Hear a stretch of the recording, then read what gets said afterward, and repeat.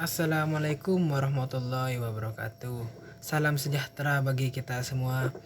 Perkenalkan, nama saya Ali Fikri dengan NIM 2301111000337.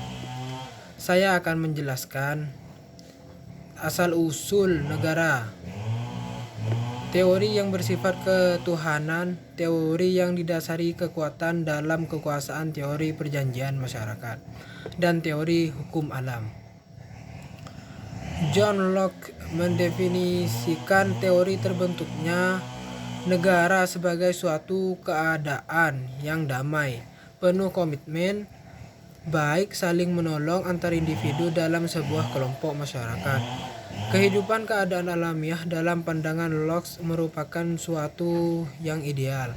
Baginya, keadaan ideal tersebut memiliki potensi terjadinya kekacauan karena tidak adanya organisasi dan pimpinan yang dapat mengatur kehidupan mereka.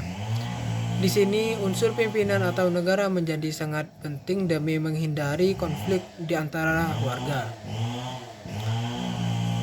Negara yang didasarkan pada alasan inilah negara menjadi mutlak didirikannya. Namun, penyelenggara negara atau pimpinan negara juga harus dibatasi melalui suatu kontrak sosial.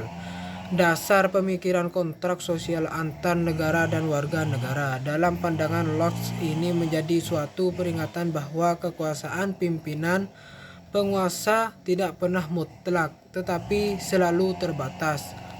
Hal tersebut disebabkan karena dalam melakukan perjanjian, individu warga negara tersebut tidak menyerahkan seluruh hak-hak alamiah mereka. Menurut Locke, terdapat hak-hak alamiah yang menjadi bagian hak asasi warga negara yang tidak dapat dilepaskan sekalipun oleh masing-masing individu. Dalam sejarah tata negara Islam, pandangan teokritis serupa pernah dijalankan raja-raja Muslim sepeninggal Nabi Muhammad SAW. Dengan mengklaim diri mereka sebagai wakil Tuhan atau bayang-bayang Allah di dunia, Khalifatullah fil al-ar, Zilullah fil ar. Raja-raja Muslim tersebut umumnya menjalankan kekuasaan secara tiran. Keadaan tidak jauh berbeda dengan para raja di Eropa pada abad pertengahan. Raja-raja Muslim merasa tidak harus mempertanggungjawabkan kekuasaannya kepada rakyat, tetapi langsung kepada Allah Subhanahu wa Ta'ala.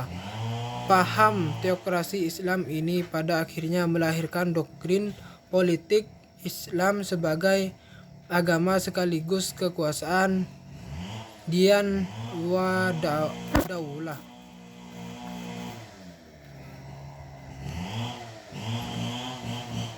Menurut Hobbes, kehidupan manusia terpisah menjadi dua zaman, yakni keadaan selama belum ada negara atau keadaan alamiah, status naturalis, state of nature, dan keadaan setelah ada negara. Bagi Hobbes, keadaan alamiah sama sekali bukan keadaan yang aman dan sejahtera.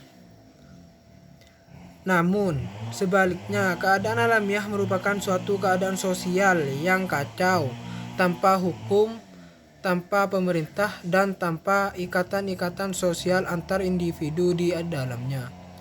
Hobbes beranggapan bahwa kontrak atau perjanjian bersama individu dibutuhkan yang dulunya hidup dalam keadaan alamiah, berjanji akan menyerahkan semua hak-hak kodrat yang dimilikinya kepada seseorang atau sebuah badan yang disebut negara. Teori kekuatan melalui proses penaklukan dan penduduk oleh suatu kelompok etnis atas kelompok tertentu, maka dimulailah proses pembentukan suatu negara, atau dapat diasumsikan bahwa terbentuknya suatu negara disebabkan oleh adanya pertarungan kekuatan yang mana pemenangnya yang dapat membentuk sebuah negara.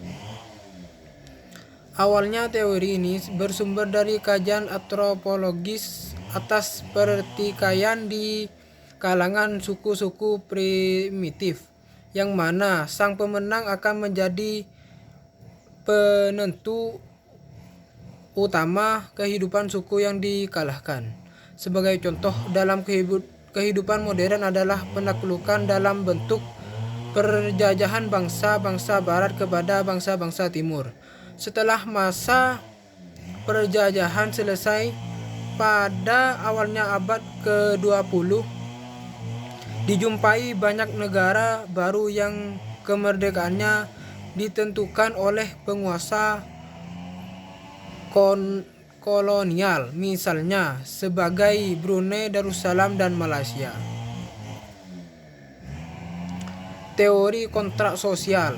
Teori kontrak sosial atau teori perjanjian masyarakat menganggap bahwa negara dibentuk berdasarkan perjanjian-perjanjian masyarakat.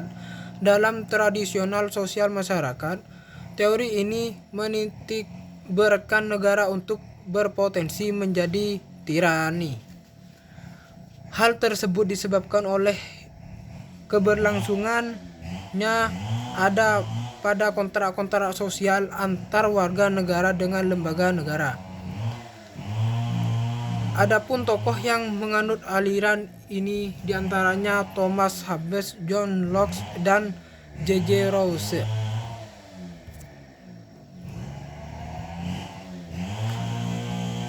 Teori ketuhanan.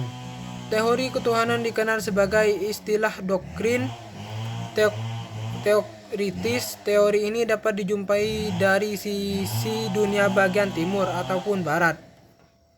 Doktrin ini memiliki pandangan bahwa hak pemerintah yang dimiliki raja bersumber dari Tuhan. Mereka mendapatkan mandat Tuhan untuk berhak sebagai penguasa. Para raja merasa dirinya sebagai wakil Tuhan di dunia yang diberikan tanggung jawab kekuasaan dan mempertanggungjawabkannya hanya kepada Tuhan, bukan manusia. Teori hukum alam. Terbentuknya negara dapat terjadi karena adanya hukum alam. Teori hukum alam mengungkapkan jika hukum alam tidak dibuat oleh negara, tetapi karena adanya kehendak dari alam. Thomas Aquinas memaparkan jika pembentukannya serta keberadaan negara tidak dapat lepas dari hukum alam. Sekian dari saya. Wassalamualaikum warahmatullahi wabarakatuh.